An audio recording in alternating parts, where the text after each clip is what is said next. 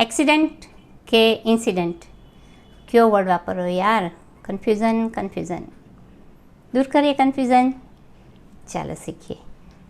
ACCIDENT, accident એટલે કે અકસ્માત, દુર્ઘટના.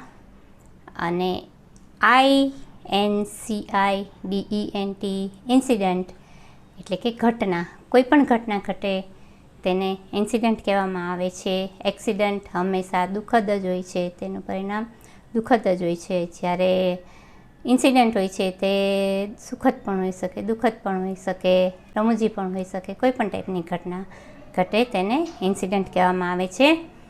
તેને વાક્ય દ્વારા સમજીએ તો પહેલું વાક્ય છે, Prafulbhai was badly injured in the car accident. કે પ્રફુલભાઈ કાર એક્સિડન્ટમાં બહુ ખરાબ રીતે ઘાયલ થયા છે. તો અહીંયા એક્સિડન્ટ થયો છે, અકસ્માત થયો છે, દુર્ઘટના છે. તો ACCIDENT, એક્સિડન્ટ.